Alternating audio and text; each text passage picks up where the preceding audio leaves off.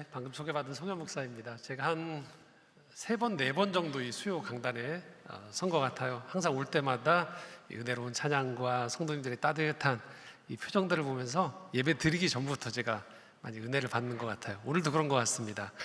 지금 소개받은 것처럼 기독교 문화를 중심으로 제가 사역을 하고 있는데요. 교회 담임을 하고 있으면서 작년까지는 제가 신촌에 플랫폼이라는 기독교 예술 문화 영화관 대표로 섬기다가 올해부터 새로 또 아트센터를 준비해서 거기 대표로 지금 사역을 준비하고 있습니다. 그리고 기독교 문화 유튜브를 새로 시작했습니다. 아웃플루언서라고요. 인플루언서라고 하죠. 유명한 사람들. 아웃플루언서라고 해서 기독교를 하나님 나라의 대안을 가지고서 살아가는 사람들을 인터뷰하고 같이 깊게 좀 대화를 나누고 또 기독교 문화를 소개하는 그런 사역을 새로 올 봄부터 시작을 했습니다. 유튜브라고 말씀을 드렸습니다. 유튜브의 기본이 뭘까요? 구독과 좋아요. 제가 가끔 요새 이제 강의를 나가면서 이거 소개해드리는데 이 결정적인 단점이 설교나 강의 앞부분에 얘기를 하니까 끝날 때 다 잊어버리시더라고요. 여하튼 인플루언서 반대말인데 아웃플루언서라고 해서 유명해지는 게 아니고 아웃플루언서로 하나님 나라의 영향력을 전하자는 그런 유튜브 채널을 시작했으니까 기억하시고 보셨으면 좋겠습니다. 여하튼 그런 기독교 문화적 관점에서 하나님 나라를 전하는 사역들을 하고 있고요. 오늘도 그런 기독교 문화적인 관점에서 함께 이 생명의 소중함을 여러분들하고 나누고자 합니다. 오늘 말씀 제목은 나를 구하지 마세요라는 제목입니다. 좀 의아하실 텐데 아마 뒤에 들으시면 이 내용이 무슨 내용인지 아실 겁니다. 자, 우리나라 20, 30대가 2023년을 기준으로 가족을 생각하는 수식어가 바뀌었습니다. 파워포인트가 나올 텐데요. 23년 전까지는요, 우리 가족이었어요. 근데 23년 넘어가면서부터 가족을 떠올리면 첫 번째 떠오르는 단어가 부양가족이 됐답니다. 이제는 가족하면 함께한다라는 생각보다 경제적으로 어떻게 책임져야 되는가가 가족을 떠올리며 생각나는 첫 번째 말이 돼버렸습니다. 관계가 그리고 가족이 힘이 되는 게 아니라 짐이 돼버렸습니다. 그래서 요즘 젊은 층이 새로 키우기 시작한 것이 있다고 합니다. 반려견, 반려묘 아닙니다. 반려돌입니다. 돌을 키운답니다. 실제입니다. 돌에 이름을 붙여주고 목욕을 시키거나 옷을 입히고 줄에 묶어서 땅에 굴리면서 산책을 합니다.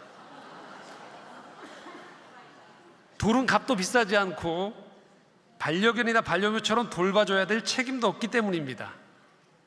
그래서 이런 현실이다 보니까 이제 우리가 예전에는 이웃은 사촌이다라고 했죠. 근데 지금은 이웃은 모르는 사람들입니다. 최근에 강남에서 부정적인 의미로 핫플레이스가 된 장소들이 있습니다. 강남의 고층 건물들입니다. 5월 2일, 5월 13일, 5월 21일 3번에 걸쳐서 강남 고층 빌딩에서 투신 시도가 있었습니다. 더구나 3번째 이 시도는 SNS에 실시간으로 생중계가 됐습니다. 왜 이런 시도를 사람이 많은 강남의 고층 빌딩에서 할까요? 여러 사람에게 내가 힘들다는 걸 알리고 싶어서입니다. 한편에서는 돌을 키우고 있고 다른 한편에서는 고층 건물로 올라가고 있습니다. 그런데 이 둘 사이에 공통점이 있습니다. 그것은 바로 사람과의 대화가 없다는 것입니다. 이게 왜 중요할까요? 사람은 마음을 가지고 있는 존재들이고 마음은 대화가 반드시 필요하기 때문입니다. 꼭 여러 사람일 필요는 없습니다. 대화를 하는 데 있어서 단 한 사람만 있어도 됩니다. 내 마음을 나눌 수 있는 한 사람이 마음을 가진 우리 모두는 필요합니다. 그 대상이 가족이면 좋겠지요. 그런데 가족이 아니어도 괜찮습니다. 사실 가족이 마음의 대화를 나누기에 더 힘든 경우도 많습니다. 그래서 오늘 본문에 나오는 예수님의 이 말씀은 우리에게 마음을 나누는 대상의 범위를 넓혀도 된다는 용기를 주시는 말씀입니다. 본문 말씀을 다시 한번 좀 읽어보도록 하겠습니다. 함께 읽겠습니다. 그때 예수의 어머니와 동생들이 와서 밖에 서서 사람을 보내어 예수를 부르니 무리가 예수를 둘러 앉았다가 여짜오되 보소서 당신의 어머니와 동생들과 누이들이 밖에서 찾나이다. 대답하시되 누가 내 어머니이며 동생들이냐 하시고 둘러 앉은 자들을 보시며 이르시되 내 어머니와 내 동생들을 보라. 누구든지 하나님의 뜻대로 행하는 자가 내 형제요 자매요 어머니이니라. 예수님의 사역 현장에 예수님의 가족들이 찾아옵니다. 그런데 예수님께서 가족들을 만나러 가지 않습니다.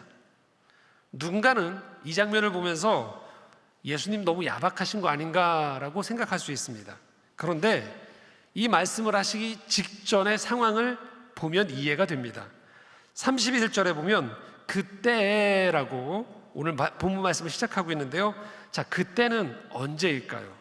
바로 앞에 나오는 마가복음 3장 20절, 21절에 이 비밀이 담겨 있습니다. 함께 읽겠습니다. 집에 들어가시니 무리가 다시 모임으로 식사할 겨를도 없는지라.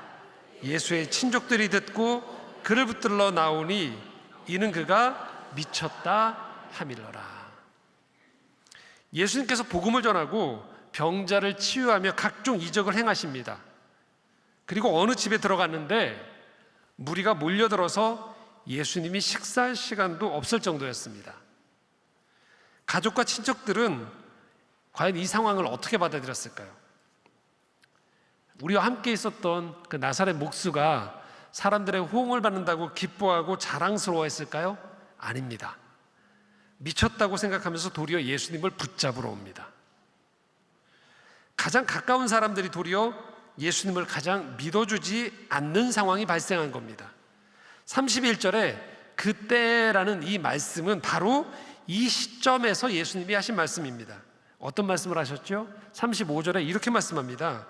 누구든지 하나님의 뜻대로 행하는 자가 내 형제요 자매요 어머니라고 말씀하십니다. 자, 내가 선택할 수 없는 관계가 있어요. 가족이죠. 태어나고 보니까 가족이 된 거예요. 그런데 그 가족이 나를 잘 이해해주고 서로의 성장을 붙돋아 줄 수 있는 그런 관계라면 너무 감사한 일이죠. 그런데 그렇지 못한 경우도 얼마든지 있습니다. 그때 그저 원망하고 주저앉아야 할까요? 그렇지 않다는 겁니다. 하나님의 뜻 안에서 나를 이해해주고 깊은 대화를 나눌 수 있는 형제 그리고 자매들을 하나님께서 우리에게 선물로 주셨다는 겁니다. 혈연 관계를 넘어서서 가족이 될 수 있다는 말씀입니다. 이 선포는 본래 이 행복한 가족으로 살아가는 사람들한테는 이 말씀은 1 더하기 1이 되는 거예요.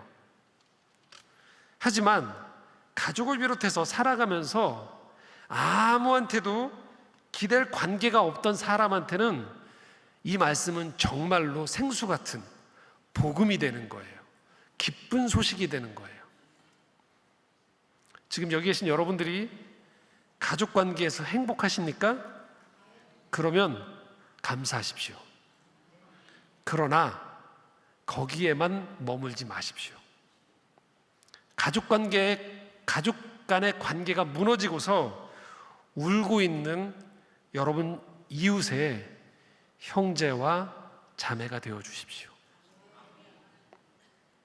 또한 여기 계신 분들 중에서 여러분의 가족 관계가 혹시 남들에게 말은 하지 못하지만 불행하십니까? 절망하지 마십시오. 여러분 곁에는 여러분의 이야기를 들어줄 또 다른 형제와 자매를 하나님께서 선물로 주셨다는 것입니다. 여러분께 영화 한 편을 좀 소개해 드리려고 하는데요. 이 코로나가 오면서 이전엔 제가 이 영화에 대한 강의를 할 때 참 편하게 영상을 틀어드렸어요. 그런데 이 코로나 때부터 이 영상을 유튜브로 상영을 하면 이게 저작권에 걸리는 일이 벌어져서 아마 제가 알기로는 교회에서 저한테 요청할 때 영화에 대한 것과 연관해서 설교를 해달라고 했는데 아쉽게도 포스터 한 장밖에 못 보여드립니다. 바로 이 영화인데요. 거의 보신 분들이 안 계실 거예요. 이 영화 제목이 바로 나를 구하지 마세요예요. 사업 실패의 여파로 영화가 시작하면 스스로 목숨을 끊은 남편의 시신을 앞에 두고서 목 놓아서 울고 있는 엄마, 그리고 그런 엄마를 지켜보는 딸 선유의 모습이 영화의 시작입니다. 이 두 모녀에게 너무너무 사랑하는 아빠의 죽음은 커다란 상처가 됩니다. 하지만 어쩌겠습니까? 살아야 되죠. 살아있는 사람들은. 그래서 딸은 전학을 갑니다. 그리고 엄마는 식당과 공장에서 일을 합니다. 겉으로 보면 이 모녀는 상처에도 불구하고 참 씩씩하고 밝아 보입니다. 그런데 그 속을 들여다보면 열심히 살아보려고 그렇게 노력하는, 앞으로 나아가려는 이 두 사람의 발목을 잡는 크고 작은 일들이 자꾸만 벌어집니다. 일단 경제적으로 쉽지 않습니다. 이 엄마와 가장 가까웠던 사람들이 이젠 지쳤다고 하면서 빌려갔던 돈을 달라고 사정을 하기 시작합니다. 딸도 전학을 간 학교에서 조용히 잘 지내고 있었는데 어느 날 아빠의 엄마, 그러니까 할머니가 학교로 찾아옵니다. 아빠의 사망보험금을 내게도 달라고 난리를 치는 통에 결국 이 딸 선유의 아빠가 스스로 목숨을 끊은 것을 학교에 있는 아이들이 다 알게 됩니다. 이런 일들이 점점 계속 벌어지면서 이 두 모녀는 점점 지쳐갑니다. 엄마는 슬픔에 지쳐서 술을 먹고 난 다음엔 죽은 아빠가 즐겨 부르던 노래를 부릅니다. 딸은 학교 미술 시간에 아빠가 스스로 목숨을 끊었던 강촌의 그 선착장 그림을 그립니다. 자, 그렇다고 이 두 모녀를 둘러싼 주변 사람들이 불친절했냐? 그렇지 않습니다. 오래된 지인들도, 담임선생님도, 학교의 친구들도 모두 친절하고 이해심이 많았습니다. 단지 딱 하나가 없었습니다. 이 두 모녀가 점점 이 삶이라는 바다에서 가라앉고 있다는 걸 알아차리지 못한 거예요. 그런데 이 두 모녀의 위기를 알아차린 딱 한 사람이 있었습니다. 정국이라는 이 선유의 딸아이의 같은 반에 있는 남자친구였습니다. 평소에 정국이는 그냥 평범한 초등학생입니다. 공부도 잘 못합니다. 그래서 아는 게 없다고 놀림을 받습니다. 학교 선생님이 장래 희망을 이야기해 보라고 그러니까 여러 직업을 이야기하는데 정국이는 앞에 나와서 저는 아는 게 많은 사람이 되는 겁니다. 이게 자기 장래 희망일 정도로 아주 평범한 아이였어요.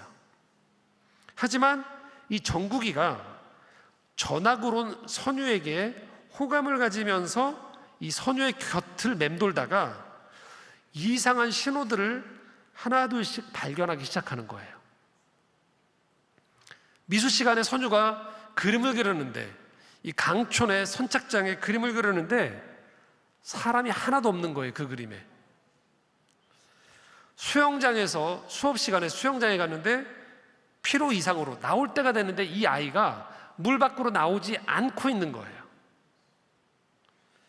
그리고 함께 아이스크림을 먹으러 가기로 약속한 날 이 아이가 학교에 출석하지 않습니다. 그래서 정국이는 선유의 집에 찾아갑니다. 집 문이 열려 있습니다. 이삿짐센터 직원들이 왔는데 이삿짐을 나르는 게 아니고 부탁을 받았다고 합니다. 짐을 다 버려달라고. 이상하죠. 그리고 이삿짐센터 직원들이 짐을 버리는 가운데에서 이 선유의 다이어리 하나, 아빠의 원래 남겨놨던 유품 중에 다이어리에 선유가 메모해놓은 그 메모를 발견합니다. 그 메모가 이렇게 쓰여져 있었습니다. 나를 구하지 마세요. 숨이 막히더라도. 나를 구하지 마세요. 발버둥 치더라도. 눈부신 바람과 햇살 다시 볼 수 없겠죠. 달콤했던 그 아이스크림 이젠 다시 먹을 수 없겠죠. 그래도 나를 구하지 마세요. 제발 나를 구하지 마세요. 선유가 그렸던 이 강촌의 선작장이 떠오른 거예요. 엄마와 놀러 가겠다는 그 말을 기억해냈어요. 그래서 정국이는 동전을 택시비로 모아서 무작정 택시를 타고 강촌으로 달려갑니다. 그리고 아빠가 생을 마감했던 바로 그 그림 속의 그 장소에서 이 두 모녀가 아빠의 뒤를 따라가려는 것을 발견합니다. 그리고 선유를 향해서 정국이 큰 소리로 외칩니다. 아주 간절히 외쳐요. 선유야, 나랑 아이스크림 먹으러 가자. 결국 이 신호를 발견했던 한 아이에 의해서 이 두 모녀는 이 어둠 속에서 다시 빛으로 나올 수 있는 끈을 잡게 된 것입니다. 정국이는 아는 게 없다고 놀림받던 소년이었습니다. 국어, 수학, 영어 잘 모르는 아이였어요. 그런데 정국이는 살아가면서 꼭 필요한 한 가지를 알고 있었습니다. 그것은 누군가 힘들 때, 누군가 위험에 빠졌을 때 그 사람이 보내는 도와달라는 신호는 알았습니다. 지금 대한민국은 지식과 온갖 정보가 넘쳐납니다. 이 스마트폰 하나만 있으면 유튜브, 챗GPT, 인공지능, 온갖 도구들로 세상의 모든 것을 다 알 수 있습니다. 그런데 자, 이런 세상 속에서 과연 지식은 넘치는데 지혜가 있냐고 물어보면 선뜻 우리가 대답하기가 어렵습니다. 지식은 가득한데 지혜는 부족해지고 있습니다. 최근에 국내에 출간된 책 중에서 우리가 지혜라고 부르는 것의 비밀이라는 책이 있습니다. 그런데 그 책에 따르면 현대 사회는 실용적인 지혜는 늘어간다는 거예요. 그런데 사회적인 지혜는 줄어들고 있다는 겁니다. 실용적인 지혜, 기술이나 계산하고 이런 지혜는 늘어난다는 거예요. 사회적인 지혜, 관계, 사람에 대해서, 인생에 대해서 알아가는 지혜는 갈수록 줄어들고 있다는 겁니다. 그 결과 사람들은 점점 외로워지고 스스로 목숨을 끊거나 약물 남용이 늘고 소속감을 느끼려고 하는 것이 너무 지나쳐서 옳고 그름을 그렇게 따지지 않고 어느 한편에 소속돼서 편가르기에 참여한다는 거예요. 내가 외롭기 때문에. 도구로 쓸 수 있는 지혜는 점점 늘어갑니다.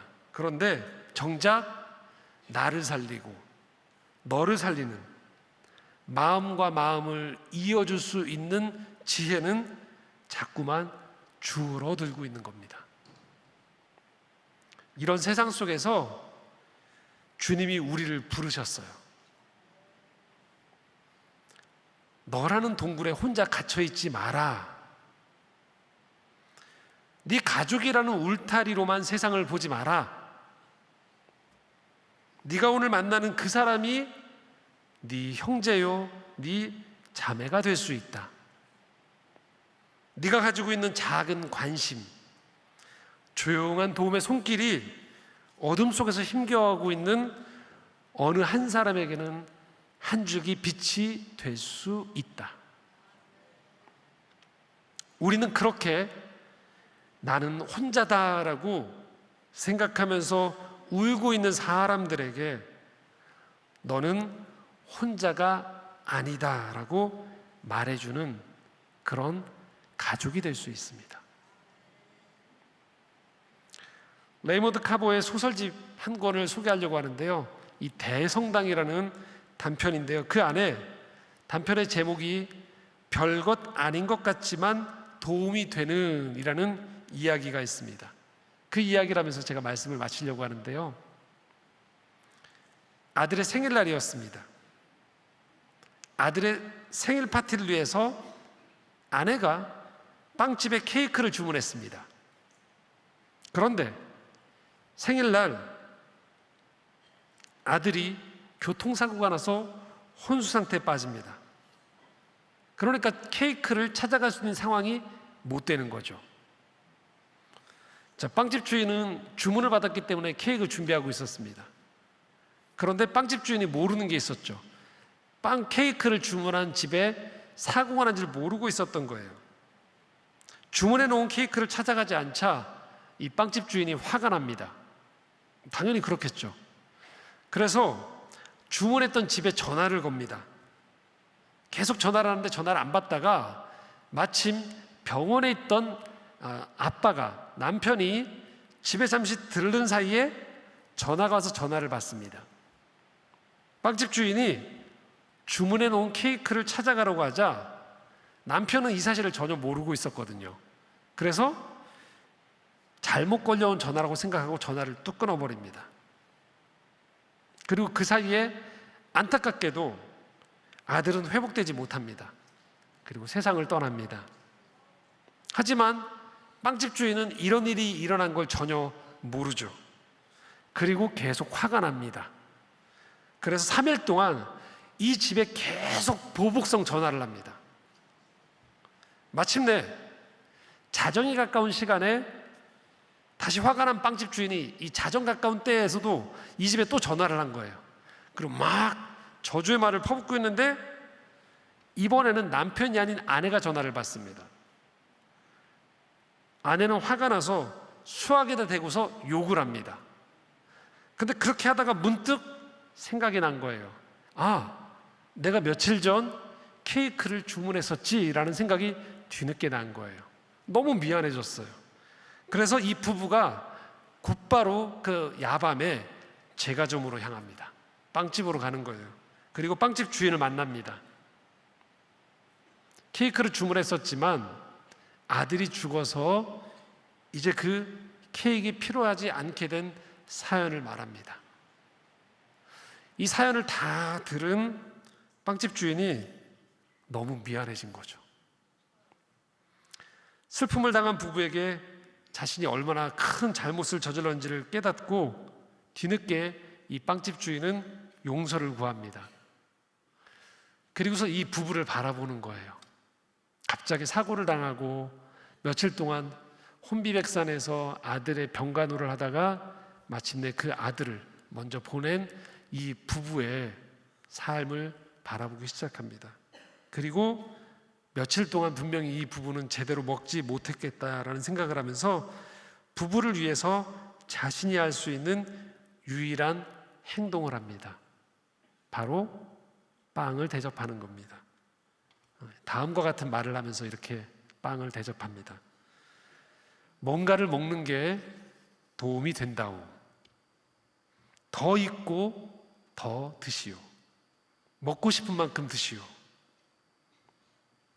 허기를 느꼈던 부부는 사과와 함께 정성껏 대접하는 빵을 먹고 커피를 마시기 시작합니다. 이 냄새를 맡아보시오. 또 다른 빵덩어리를 잘라주면서 빵집 주인은 말합니다. 퍽퍽한 빵이지만 맛깔나다오. 부부는 그들이 먹을 수 있는 만큼 먹습니다. 그리고 소설은 이렇게 끝을 맺습니다. 형광등 불빛 아래에 있는데 그 빛이 마치 햇빛처럼 느껴졌다.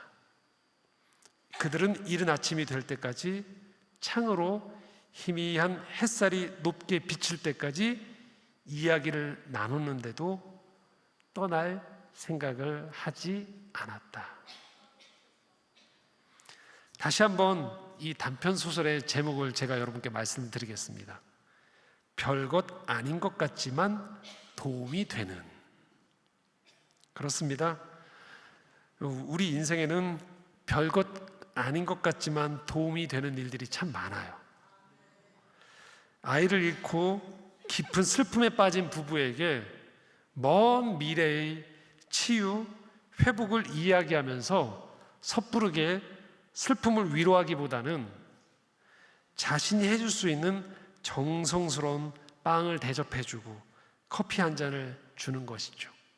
그리고 재촉하지 않고 그들이 머물 수 있는 공간을 제공한 이 빵집 주인의 소박한, 정말 별것 아닌 것 같지만 도움이 되는 이 작은 행위가 아마도 이 부부에게는 세상의 그 어떤 위로보다도 큰 위로가 되었을 것입니다. 오늘도 세상에는 또 다른 선유가 있습니다. 나를 구하지 마세요라고 외치지만 실상은 내 소리를 들어주세요. 내 손을 잡아주세요. 나를 구해주세요. 라고 외치는 사람들이 오늘도 세상에 있습니다. 케이크를 주문해 놓고도 잊어버릴 만큼 생애 상실을 경험한 사람들, 이 부부 같은 사람들이 있습니다. 그리고 또 우리 스스로도 살아가다 보면 바로 그 슬픔의 주인공이 될 수도 있습니다. 그때 우리는 오늘 주님이 우리에게 해주신 이 말씀을 기억할 필요가 있습니다.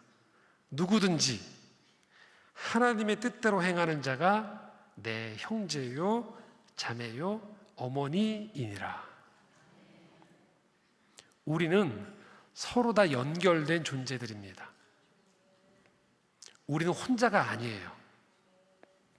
서로 위로해주고 서로 기뻐해 줄 수 있는 가족으로 부름받은 사람들이에요. 그리고 그 시작은 크지 않습니다. 별것 아닌 것 같지만 도움이 되는 작은 관심, 작은 미소, 따뜻한 빵이나 커피 한 잔이 누군가를 살릴 수도 있고 누군가와 가족이 되어질 수도 있는 것입니다.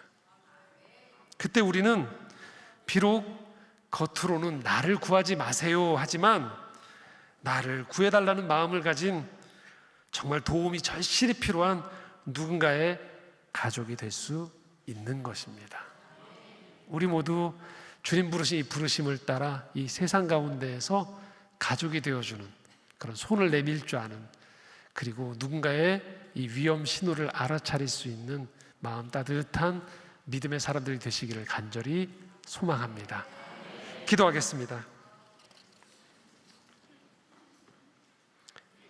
하나님 아버지, 오늘 우리를 하늘 가족으로 불러주심에 감사합니다. 마치 온 세상에 혼자인 것처럼, 내 주변 사람이 모두 경쟁자인 것처럼 내몰리는 시대 속에 우리가 결코 혼자가 아님을, 우리가 서로에게 가족이 되어줄 수 있음을 일깨워 주시니 감사합니다. 아무도 말벗이 되어주지 않던 삭개오의 집에 머무시고 누구도 만나려 하지 않던 사마리아 여인을 찾아 우물가로 찾아가신 예수님의 마음을 생각합니다. 오늘 그렇게 우리를 가족으로 불러주시는 예수님의 초대를 따라 우리 또한 누군가의 가족이 되기를 소망합니다. 그리스도의 마음으로, 그리스도의 사랑으로 이 얼어붙은 세상에 온기와 구원의 선물을 전하는 우리 모두가 되게 하여 주시옵소서. 우리를 종이 아닌 친구라 불러주신 우리 구주 예수 그리스도의 이름으로 기도드립니다. 아멘.